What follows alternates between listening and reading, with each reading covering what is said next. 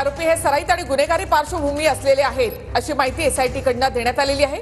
हत्येच्या दिवशी कराडने संतोष देशमुखांना धमकी दिली होती अशी माहिती एसआयटी कडून कोर्टामध्ये देण्यात आली आहे।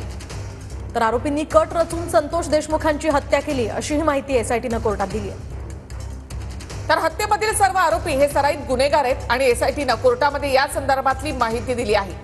या सगळ्या गुन्हेगारांवर खरं तर मकोका लावण्यात आले, आरोपींवर मकोका लावण्यात आलेला आहे। कराडने याआधी केलेल्या गुन्ह्यांची यादी कोर्टामध्ये सादर करण्यात आली आहे। कराडवर मकोका का लावला याच्यासाठी या गुन्ह्यांची यादी पोलिसांकडून सादर करण्यात आली आहे।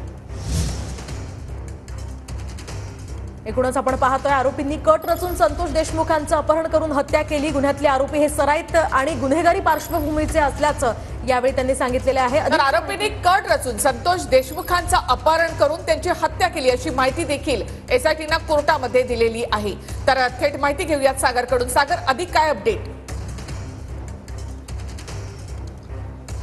निखिल, आपण पाहिलं की खरं तर यापूर्वी देखील ज्या पद्धतीनं सीसीटीव्ही फुटेजेस ज्या आहेत त्यामध्ये सरपंच संतोष देशमुख यांची गाडी ज्यावेळेस पुढे गेली त्यावेळेस पाठीमागून अनिकेत घुले हा जो आरोपी आहे त्याची देखील गाडी गेल्याचं पाहायला मिळतं। त्याच्याच आधारावरती आता आपण पाहतोय की या ठिकाणी या संपूर्ण घटनेमध्ये आरोपींनी जो आहे तो कट रचला आणि कट रचून त्याचं अपहरण जे आहे ते केलं आणि अपहरण करून त्याची हत्या केलेली आहे। त्यामुळे खरं तर हे महत्त्वाची माहिती समोर येते की अपहरण करून त्याची हत्या केली गेली आणि त्याच अनुषंगाने हे आरोपी जे आहेत ते सराईत आहेत, निर्ढावलेले आहेत। यापूर्वी देखील त्यांनी वेगवेगळ्या पद्धतीचे गुन्हे जे आहेत ते केलेले आहेत। या संदर्भातली माहिती जी आहे ती आता कोर्टाच्या निदर्शनास आणून दिली जाते आणि याच अनुषंगाने 10 दिवसांची पोलीस कोठडी मिळावी यासाठी हा संपूर्ण एकंदरीत पुरावे जे आहेत, एकंदरीत जी माहिती आहे हे वेगवेगळी माहिती जी आहे ती या ठिकाणी आता न्यायाधीशांसमोर मांडली जाते आणि एकंदरीतच आपण पाहिलं की खरं तर हा कट रचला गेला आणि या कटामध्ये वाल्मिक कराड देखील सहभागी होता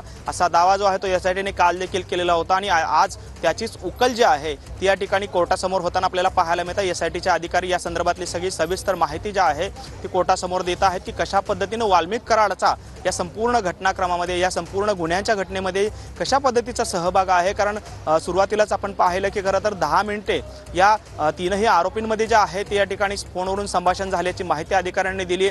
त्याचबरोबरीनं मकोका का लावला गेला याची देखील माहिती जी आहे ती कोर्टात दिली गेलेली आहे। यामध्ये या तीनही आरोपींच्या बाबतीतले जे काही सगळे यापूर्वीचे दाखल गुन्हे आहेत त्याची देखील लिस्ट जी आहे ती न्यायाधीशांसमोर सादर करण्यात आली आणि त्याच ग्राउंड्सवरती, त्याच आधारावरती आता या तिघांनीही कट रचून त्याचं अपहरण केलं आणि अपहरण करून संतोष देशमुखांची हत्या केली अशा पद्धतीचा दावा जो आहे तो आता कोर्टासमोर मांडलेला आपल्याला पाहायला मिळतो आणि त्या ग्राउंड्सवरती 10 दिवसांची पोलीस कोठडी जी आहे ती या ठिकाणी एसआयटी कडून त्याचबरोबर सरकारी पक्षाकडून मागण्यात आलेली आपल्याला पाहायला मिळते। वेगवेगळ्या पद्धतीचा दावा जो आहे तो या ठिकाणी अधिकारी जे आहेत, तपास अधिकारी जे आहेत त्या ठिकाणी करता आहेत।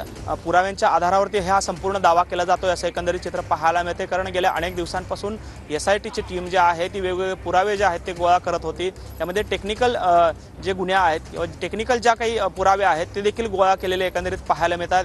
हा जो ज्या पद्धतीने हे संपूर्ण घटनाक्रम एसआयटीचे अधिकारी या कोर्टासमोर मांडतायत त्यातून ही बाब स्पष्ट होते की या संपूर्ण घटनेमध्ये कशा पद्धतीनं वाल्मिक कराडचा देखील यामध्ये सहभाग आहे, कशा पद्धतीने कट रचला याची माहिती आता कोर्टासमोर दिली जाते आणि याच अनुषंगाने बीडमधल्या विशेष मोक्का कोर्टामध्ये यावरती सगळी सुनावणी जी आहे ती आता सुरू असल्याचं आपल्याला पाहायला मिळत आहे। निखिला, सागर पुन्हा एकदा येते।